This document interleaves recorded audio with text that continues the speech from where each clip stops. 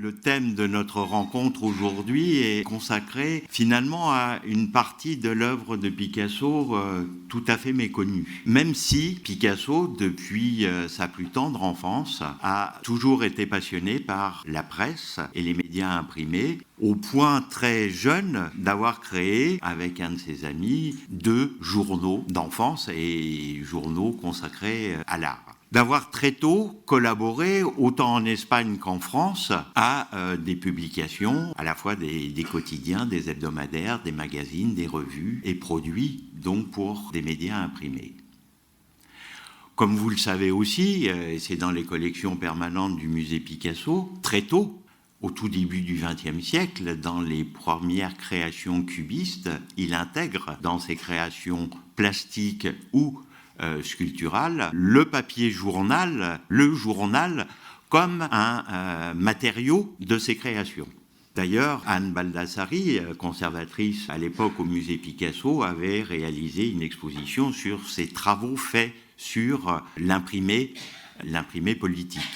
Pour autant, et c'est pour cela que point de départ chronologique de notre rencontre, c'est 1944, l'adhésion de Picasso au Parti communiste, le 5 octobre 1944, et c'est ce qui est magnifié à la une de l'Humanité du 5 octobre 1944, l'adhésion de Picasso au Parti communiste français va l'amener à la fois à parcourir et à étendre, ouvrir un nouveau champ d'investigation pour la création.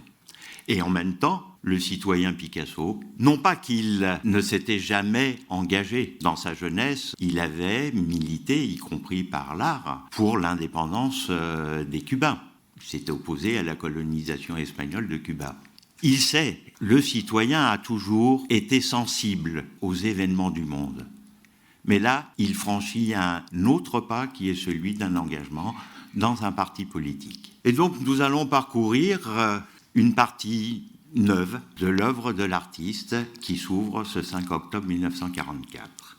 Alors je vous fais remarquer que la une de l'Humanité, évidemment, magnifie, c'est un événement de dimension mondiale. Picasso est l'artiste contemporain le plus connu, le plus célèbre dans le monde, déjà à l'époque. Et le fait qu'il adhère au Parti communiste français, évidemment, le Parti communiste français va mettre cela à l'honneur. Et de quelle manière ? Alors, l'original, là, sur l'écran, l'Humanité paraît très, très grand. L'original, c'est un A5. Mais oui, nous sommes en période de guerre. La guerre n'est pas terminée et elle continue sur le sol français. En octobre 1944, l'Est de la France s'est encore occupé et dans les combats. Donc, l'ensemble de la presse qui paraît à ce moment-là, le papier est contingenté et les formats sont des tout petits formats. Donc là, vous avez une vision en très grand et fort heureusement. Alors, cette adhésion est évidemment magnifiée à travers des photographies, à travers des textes. Les dirigeants, les principaux intellectuels du Parti communiste français, évidemment, assistent à son entrée dans la famille communiste. Pour autant, vous remarquerez, la parole de Picasso, il n'y a pas de texte, mais il y a déjà un dessin. Et c'est celui de l'homme au mouton. Donc l'esquisse qui est réalisée de cette sculpture, qui est dans l'exposition, voilà, vous avez pu voir, l'esquisse donc de cette sculpture a été réalisée durant l'occupation, et c'est Aragon qui choisit de reprendre cette esquisse, de la faire paraître dans l'Humanité pour, somme toute, donner la parole à l'artiste qui vient d'adhérer au Parti communiste français. Alors mon propos va être de vous présenter, à partir donc de ce 5 octobre 1944, assez rapidement les journaux dans lesquels Picasso va intervenir artistiquement. Dans une deuxième partie, de voir à quels événements ou pour quelles causes les créations de Picasso vont naître. Et dans une troisième partie, de parcourir ces créations et de voir quelles en sont leurs postérités. Mais la première apparition d'un dessin de Picasso dans les médias, imprimé, après la Libération, c'est l'Humanité et c'est le choix d'Aragon, donc de l'homme au mouton. Alors, Picasso, donc de 1944 jusqu'à sa mort en 1973, va créer environ 57 dessins dans 24 journaux et revues. La première présence, je vous disais, c'est dans l'Humanité. Elle sera suivie de 5 autres dans l'Humanité quotidienne entre 1950 et 1961. Donc, c'est des apparitions épisodiques. Et dans 7 autres, dans l'Humanité dimanche, toujours dans la même période. C'est une présence, évidemment, pour ses titres, qui est prestigieuse. Elle est pratiquement toujours à la une de ses publications. Mais Picasso ne crée pas que pour l'Humanité. Il va créer pour de nombreuses autres publications du Parti communiste français ces organisations de jeunesse, aussi pour des publications issues de la résistance et financées par le Parti communiste, des quotidiens régionaux qui souvent sont nés d'ailleurs dans la clandestinité, comme l'Écho du Centre, la Marseillaise, des hebdomadaires nationaux ou régionaux comme l'Avant-Garde, le Travailleur catalan, pour des périodiques, la Nouvelle Critique, les Cahiers du communisme. Et c'est d'ailleurs à certains de ces journaux, plus que pour l'Humanité, qu'il va apporter fréquemment son concours. En particulier, et là, Madame va être satisfaite, en particulier pour les lettres françaises, où il va créer 13 dessins, ainsi que pour le Patriote de Nice et du Sud-Est, entre 1951 et 1967, et le Patriote de Nice, on reverra plus tard l'originalité de cette participation de Picasso. La présence des créations artistiques est aussi fréquente dans des publications d'associations proches du Parti communiste ou pour autant des publications d'associations dans lesquelles militent des communistes. C'est le cas de Combat pour la paix, qui est l'organe du mouvement pour la paix, ou de France-Source Magazine, l'association d'amitié entre la France et l'URSS, comme dans les publications pour l'Union des femmes françaises, Heure claire des femmes. Il crée aussi pour le mouvement syndical, la CGT, et son hebdomadaire La Vie ouvrière. Mais il va créer aussi pour des institutions d'État, en particulier à la Libération, et c'est présent dans l'exposition pour l'Éducation nationale, le très bel album. Il produit ce coq tricolore avec Croix de Lorraine pour la publication Jour de gloire. Et puis il publie aussi fait des affiches pour des associations comme le Bol d'Or, le Bol d'Air des gamins, le Bol d'Air des gamins de Paris, dont il préside l'association. Alors je vous rappelle, le Bol d'Air des gamins de Paris, c'est l'association qui est née à la Libération pour soutenir les enfants des familles de fusillés de la Résistance. Et l'association est présidée par Picasso. Mais ce tour, cet aperçu des publications pour lesquelles Picasso apporte sa contribution, des contributions, ne serait pas tout à fait exact si je ne précisais qu'il publie aussi pour des journaux qui peuvent être éloignés du Parti communiste ou d'organisations proches ou amies du Parti communiste. En particulier, cette dessin de danseur est créé pour le journal Libération. Alors, le Libération d'Emmanuel Dastier de la Vigerie, le Libération de la Résistance. Et Picasso crée ce dessin, comme on y reviendra souvent, il le crée à la demande du journal pour soutenir financièrement le journal. L'œuvre qui est une encre va être vendue au profit du journal. Elle va être reproduite en procédé lithographique à des milliers d'exemplaires vendus au profit du journal. Voilà, donc c'est une des formes de participation de Picasso à la vie et à la vigueur d'une presse dans une démocratie. Et puis, plus encore éloigné du Parti communiste, il va aussi produire pour Paris Match. Alors on reverra cette histoire tout à l'heure, surprenante et mise en contexte, somme toute, drôle. Alors, chacune des interventions de Picasso dans ces médias naît au gré de rencontres. Alors parfois ce sont des commandes, là c'est le cas pour Libération, évidemment il accepte, mais ça peut être des apports, ça peut être à sa demande qu'un média imprimé va accepter une de ses créations. Toutes ces participations sont non commerciales.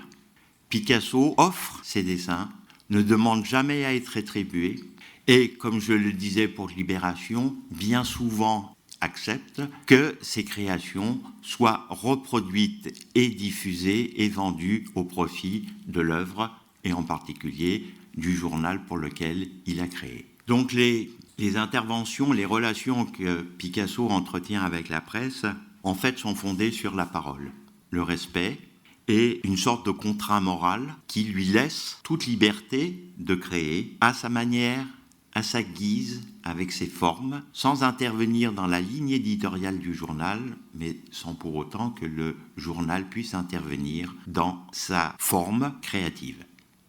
Indépendance du créateur, indépendance du média. Pour, je dirais, appuyer ce propos, je voudrais prendre l'exemple de deux créations de Picasso qui ont beaucoup fait débat. Donc de 1953, l'hebdomadaire de la CGT, La Vie ouvrière, demande, là c'est une commande à Picasso, de réaliser un dessin pour l'anniversaire des 70 ans de Staline. Et il produit ce dessin. Ce dessin ne sera pas publié dans La Vie ouvrière. Je vous disais, liberté du média, liberté aussi de l'artiste. Alors il n'est pas publié parce que, non pas aujourd'hui on le trouve iconoclaste, ce dessin, mais pas du tout. C'est qu'il a été tellement bien reçu qu'il n'est pas publié pour être envoyé à Moscou comme cadeau à Staline. En revanche, le dessin qui va faire, lui, polémique, c'est celui-là. Et qui est une commande d'Aragon, qui à l'époque dirigeait les lettres françaises et via l'intermédiaire du rédacteur en chef des lettres françaises, Pierre Dex. Alors, on en parlait avec François Lagrange, l'ouvrage que Pierre Dex a consacré à Picasso, parce qu'il a longtemps côtoyé Picasso. La biographie qu'il fait de Picasso est un ouvrage remarquable, passionnant pour connaître Picasso. Alors, ce dessin, lui, va être jugé iconoclaste et va entraîner des débats terrifiants, des anathèmes à l'intérieur du Parti communiste. Alors pourquoi il paraît iconoclaste ? C'est que Staline, ce n'est pas l'image de l'icône. C'est un Staline jeune, c'est un Staline humain, peu conforme à l'image officielle diffusée par les médias, et donc considéré comme irrévérencieux. Au point que les débats sont tels à l'intérieur du Parti communiste, il y a même des articles, on ne peut pas demander l'exclusion de Picasso. Mais on est près de cette proposition de demande d'exclusion, que Picasso va répondre à sa manière, d'où son intervention dans Paris Match. Il accepte de recevoir une équipe de Paris Match dans son atelier et de créer pour eux la transformation d'une tête de chèvre en bouquet de fleurs, dans cette période. Le fait d'accepter de recevoir une équipe de Paris Match dans ses locaux, dans ses ateliers, c'est une manière de dire « Je suis communiste, j'ai donné mon adhésion, je resterai au Parti communiste. Mais ma liberté de création reste entière, intacte, totale. Et ma liberté vis-à-vis du parti auquel j'ai adhéré est, elle aussi, totale et entière. » Il n'y aura pas de mots. Il y aura simplement ce reportage qui préfigure d'ailleurs le film de Clouzot, filmant Picasso au travail.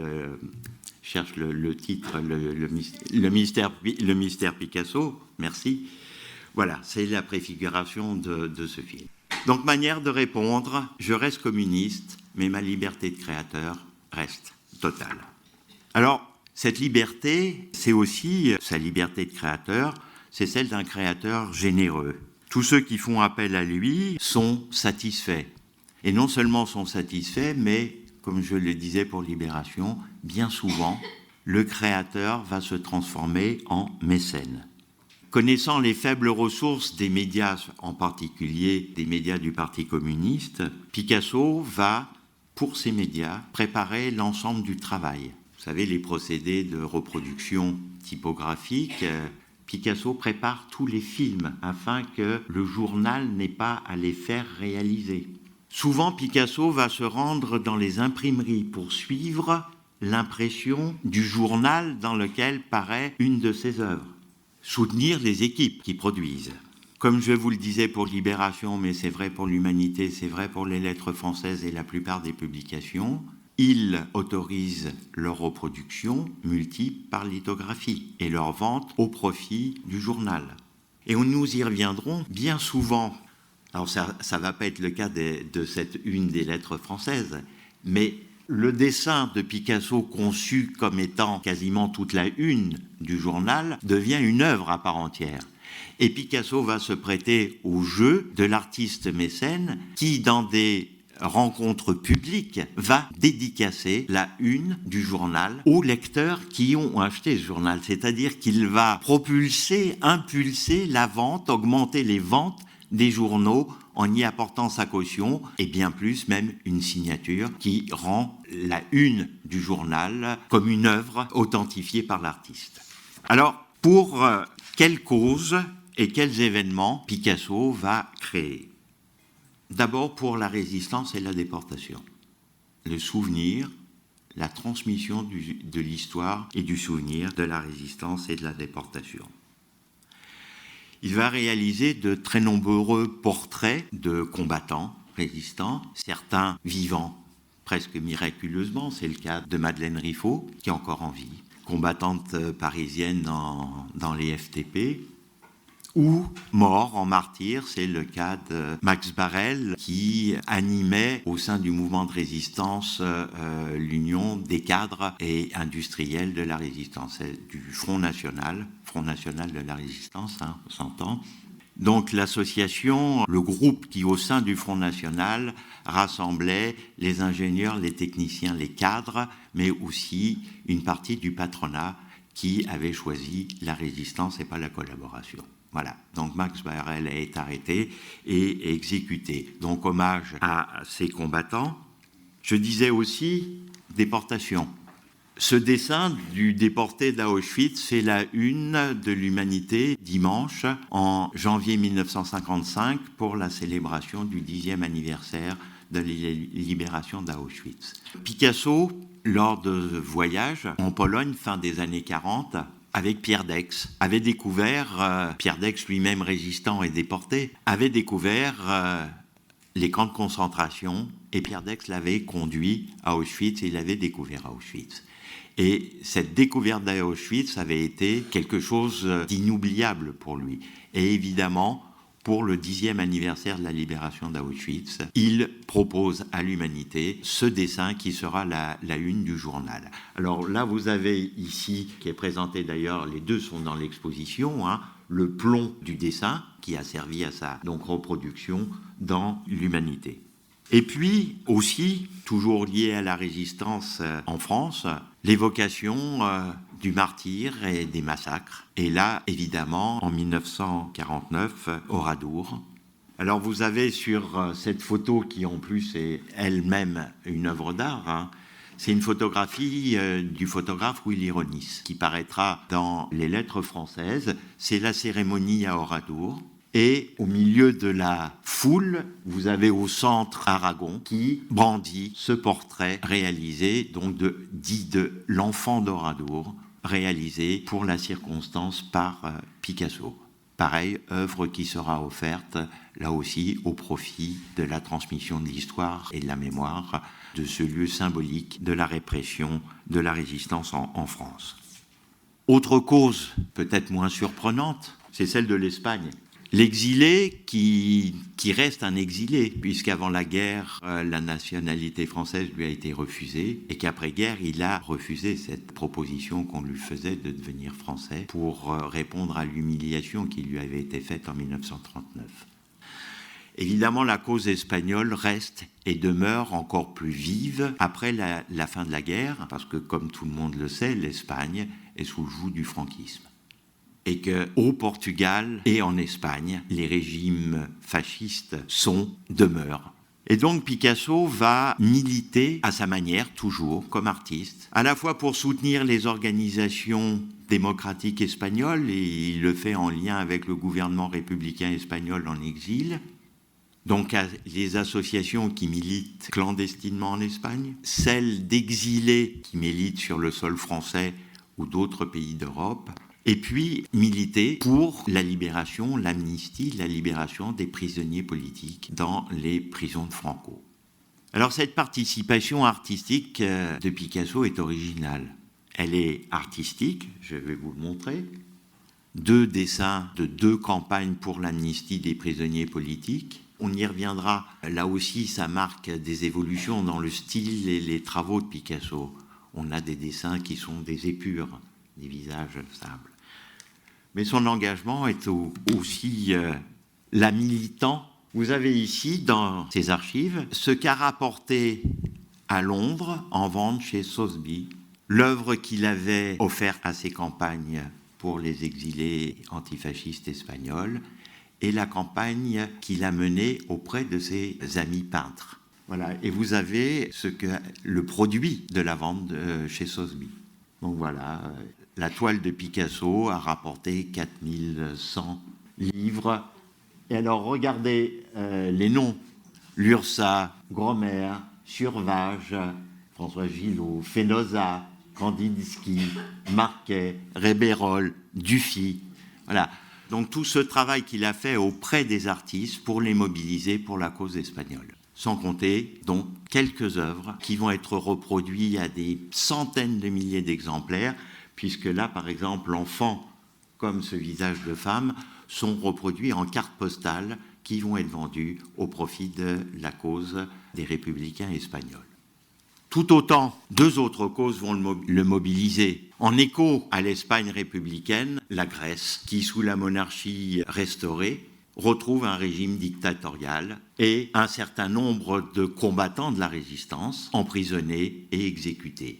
Donc c'est participe aux campagnes pour la libération et surtout la grâce de Beloyanis, résistant communiste grec qui sera exécuté, mais il le fait à la fois artistiquement. C'est le portrait de ce résistant, Beloyanis, qui était toujours présenté avec un œillet rouge. Et il le fait politiquement en mobilisant au plan mondial. Il a cette capacité de pouvoir. Et dans le comité pour la libération de Beloyanis, on relève les noms de Charlie Chaplin, le général de Gaulle et tant d'autres. Beloyanis sera quand même exécuté, mais un second résistant grec, quelques années plus tard, qui était promis lui aussi à l'exécution, sera sauvé par les campagnes activées artistiquement et politiquement par Picasso. Évidemment aussi, on est dans la pleine période, fin des années 40, années 50, des guerres coloniales, ou tout du moins des conflits, des luttes des peuples des colonies françaises, mais aussi des autres puissances coloniales pour leur libération. Donc Picasso va réaliser 2 types d'œuvres, à la fois des portraits. Celui-ci est celui d'Henri Martin, jeune résistant communiste français, qui à la fin de la Seconde Guerre mondiale, en 1945, avait décidé de rester dans l'armée française, dans l'armée nouvelle. Au moment de la guerre d'Indochine, Henri Martin était dans la marine. Henri Martin refuse de participer au combat en Indochine et sera donc arrêté, condamné. On a du mal à imaginer aujourd'hui la campagne nationale qui va se développer en France pour sa libération. Et en grande partie, le dessin de Picasso va devenir l'étendard de tous ceux qui vont manifester leur désir de voir à la fois la guerre s'arrêter en Indochine et la libération de ceux qui s'opposent à cette guerre. Évidemment, il fête la fin de la guerre d'Indochine à la une de l'Humanité dimanche. Tout de suite, je vous le fais remarquer, on y reviendra, vous avez noté la présence importante de portraits. Ça, c'est d'abord une des premières formes de son expression. Deuxième forme, les danses, les rondes. Je dis tout de suite les portraits, et je faisais remarquer, c'est des traits. On est à l'épure, le trait simple. Et quelque part dans le portrait tel que va le travailler, le développer Picasso, on est dans un dialogue avec Cocteau. la danse avec son vieux complice Matisse. Ne jamais oublier que chez Picasso, le citoyen n'a jamais pris le dessus sur l'artiste. Picasso reste avant tout un artiste, citoyen du monde, sensible à ce qui passe dans le monde, mais d'abord un artiste. Et puis, pour terminer ce panorama, évidemment, les combats des peuples d'Afrique pour leur libération. Donc ça, c'est un portrait qui est réalisé pour une manifestation autour des grands poètes africains, à l'initiative d'Aimé Césaire. Et ce portrait sera reproduit en lithographie pour des campagnes de mobilisation de l'opinion publique française en faveur du rétablissement des libertés démocratiques dans l'empire colonial français et la guerre d'Algérie. Le portrait de Djamila Boupacha est dans l'exposition aussi. Toujours le portrait, on est vraiment le portrait. Djamila Boupacha, militante du FLN, arrêtée par l'armée française, violée, torturée et qui était promis à la condamnation à l'exécution. Picasso s'engage aux côtés dans une campagne qui est conduite par Gisèle Halimi, qui est l'avocate de Boupacha, Simone de Beauvoir, mais aussi, on ne le sait pas, je le dis, c'est un aparté, Simone Veil. Simone Veil, qui avait un très haut poste au ministère de la Justice, va intervenir à sa manière, puisqu'elle va faire dépayser le procès. Le procès aurait dû se tenir à Alger, il se tiendra en France. Alors, processus Simone Veil, évidemment, ça m'amènerait trop loin. Peut-être s'il y a des questions, je reviendrai dessus. Voilà, donc campagne en faveur de l'amnistie de Djamila Boupacha. Mais le combat essentiel de Picasso, celui qu'on connaît le plus, c'est pas essentiel parce que ses combats sont essentiels pour lui, mais celui qu'on connaît le plus, c'est évidemment son combat pour la paix et contre l'arme atomique. Alors, ce combat commence, et je l'ai mis exprès parce que c'est une des rares photos que l'on ait de Picasso prenant la parole. Picasso intervient très peu. Il sait écrire, il écrit fort bien, mais sur les grandes causes, il n'écrit pas. Sur les grandes causes, il ne prend pas la parole. C'est extrêmement rare. Donc là, c'est un congrès fondateur de ce qui va s'appeler le mouvement de la paix, et on est en Pologne, à Wrocław. Donc, image rare de Picasso prenant la parole. Alors, deux mouvements, à peu près dans la même période, fin des années 40, début des années 50, vont naître. L'un, on va dire, soutenu par l'URSS et le mouvement communiste, qui va les artisans et partisans de la paix, et Picasso va en être un membre éminent. Et je vous rappelle, un tout petit peu après, autour de Bertrand Russell et d'Albert Einstein, naît un mouvement similaire, là aussi, pour lutter contre l'arme atomique. Pour remettre en contexte, on est en pleine guerre de Corée. Et la peur de voir utiliser à nouveau par les Américains l'arme atomique mobilise fortement, évidemment, les consciences. Alors, on connaît tous ce Picasso militant de la paix à travers la colombe. Alors, cette colombe, l'histoire est assez simple. D'abord, il y a cette gouache réalisée en 1942 à Paris, dans son atelier, durant l'occupation. À la fois parce qu'il avait des pigeons chez lui, et colombes, et puis que c'était aussi sa manière à lui, comme Éluard, quand il écrivait Liberté, de projeter ses espérances de libération. Et donc, en est le mouvement de la paix, l'image qui va s'imposer, mais pas à Picasso. En fait, c'est le choix d'Aragon encore. Aragon et Pierre Daix viennent voir Picasso en lui demandant une image pour lancer cette campagne, pour mobiliser la population pour la paix et contre l'arme atomique. Picasso, comme d'habitude, ouvre ses cartons et laisse ses hôtes choisir. Et Aragon choisit cette colombe qui va devenir la matrice. Alors évidemment, on va les balayer, être reproduite à travers le monde entier, faire l'objet de campagnes détournées par les adversaires. Donc là, le mouvement Paix et Liberté et la colombe qui fait boum. mais qui va devenir, alors, on ne regarde pas pour l'instant la Marianne, mais qui va être déclinée en de nombreuses variantes, y compris un Père Noël. Alors vous allez me dire, il n'y a pas la colombe, si, il y a le rameau d'olivier. Il y a toujours ce clin d'œil. Jusqu'à déclinaison, on revient visage, toujours l'humain, la colombe, la paix. Ce visage de la paix, qui va être la matrice de plein de créations, c'est ce qu'il réalise pour le dernier recueil de poésie de Paul Éluard, qui s'intitule Visage de la paix. C'est la rencontre entre les deux amis de très longue date. C'est leur dernière rencontre autour de la poésie. Et puis, projet d'affiche pour le mouvement de la paix plus récent.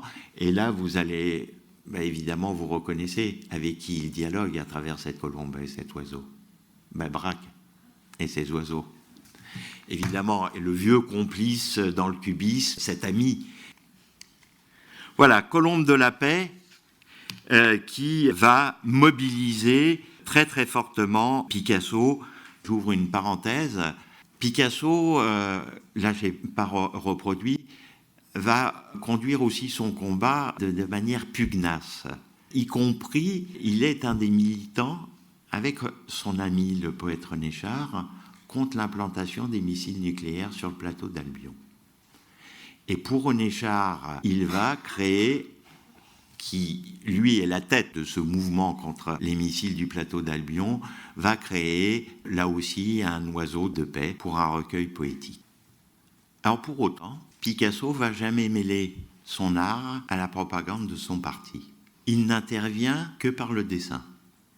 Je vous le disais, jamais de prise de parole, rarement des messages écrits, et ces messages écrits n'ont quasiment pour seul objet que la paix et la dignité de l'homme. Quand il intervient dans des manifestations du Parti communiste, et elles sont rares, c'est pour offrir, pour des congrès, il y a 2 congrès du Parti communiste, où il va dessiner un rideau de scène. Et ce rideau de scène, c'est des colombes, rien d'autre. Pas un seul mot, il n'y a pas de faucillet de marteau, il y a une colombe et un rameau d'olivier. De la même manière que pour des fêtes de l'humanité, il va aussi réaliser des rideaux de scène qui sont dans cet esprit des visages et des visages de la paix. La seule exception, on revient à cette couverture de l'Écho du Centre, la Marseillaise, c'est en juin 1958, à l'arrivée du général de Gaulle au pouvoir. L'arrivée du général de Gaulle au pouvoir, le retour du général au pouvoir, est perçu dans le mouvement communiste comme un danger pour la République. Et Picasso intervient à sa manière, ou traduire cette peur de la perte de la démocratie et de la République par ce visage de Marianne à la une de la Marseillaise, l'Écho du Centre. C'est la seule intervention, je dirais, dans le débat politique, et encore, c'est une Marianne à la une. Alors ces créations, comme on l'a vu, ce sont des visages de personnes connues, célèbres, héros d'événements, ou des figures symboliques. Je rappelle le visage du déporté d'Auschwitz ou de l'enfant d'Oradour. Et puis des rondes, et des rondes dansées. Et c'est autour de ces 3 thèmes, le visage, la ronde, la colombe, que toute l'œuvre pour les médias de Picasso se déroule entre 1944 et 1973. C'est les 3 grandes thématiques, presque exclusives, de son intervention dans les médias imprimés. Affiches, journaux, magazines, calicot, etc. Et il les décline à l'infini. Pour un Noël, la colombe et son rameau deviennent le Père Noël. Mais plus encore, on pourrait dire qu'il est révolutionnaire, devancier. Il va inventer le produit dérivé. Les colombes vont, comme les visages et les rondes, être multipliées à l'infini sur tout type de support. Là, ce sont des broches, mais des foulards. On aurait pu mettre des tasses, des soucoupes, des sous-verres, déclinés à l'infini sur tout type de support, manière de faire passer en tout lieu dans une langue universelle un message qui est celui de la paix et de l'humain. Et pour cela, il ne touche aucun droit. Ce n'est pas une œuvre commerciale, lucrative. Son œuvre, cette colombe, va se répandre à des millions et des millions d'exemplaires. Vous rappelez que, par exemple, l'appel de Stockholm, donc le premier texte autour duquel vont se rassembler dans le monde des gens pour demander l'arrêt de la fabrication de l'arme atomique. Cet appel est signé par environ 200 millions de personnes dans le monde. En France, c'est plus de 10 millions de Français. Il y a 40 millions d'habitants en France à l'époque. 10 millions de Français qui signent cet appel. Et évidemment, cet appel, c'est la colombe de Picasso. Donc cette œuvre, elle est reproduite à l'infini et elle parcourt le monde entier. Mais toujours dans cette fin, ce message, un message artistique qui dit la paix, l'humain. Alors la colombe, on la retrouve aussi. Oui. Alors c'est le portrait de carnaval, c'est la une du Patriote de Nice et du Sud-Est. Donc ça, c'est les amitiés de Picasso. Picasso a une résidence en Provence et ses amis du Parti communiste vont venir le voir. Et pour le carnaval de Nice, pendant presque 15 ans, il va créer la une du journal pour le carnaval. Mais évidemment, cette une est toujours empreinte d'autres messages. C'est pour ça que j'ai choisi celle-ci. Et évidemment, vente spéciale où il dédicace au profit du journal. Et puis cette œuvre, elle va être reproduite, évidemment aussi en affiche, mur d'affiche, cette colombe. Mais il va autoriser à ce qu'on la reproduise autrement. N'importe quel militant peut dessiner sur un bout de papier une colombe et aller la coller sur un mur. N'importe quel militant peut prendre un pinceau et aller peindre, taguer un mur avec une colombe. Et quelque part, cette invention du produit dérivé, de sa multiplication à l'infini ou de sa reproductibilité à l'infini, sans droit, simplement par adhésion sur le message, quelque part, il devance ou il annonce qu'on va appeler le street art. Et que quelque part, un pont s'établit entre cette partie de l'œuvre de Picasso ou celle de Basquiat ou de Banksy. Donc à la fois une œuvre protéiforme, immense, mais réduite autour de 3 thèmes, l'humain, la fraternité par la danse et la paix.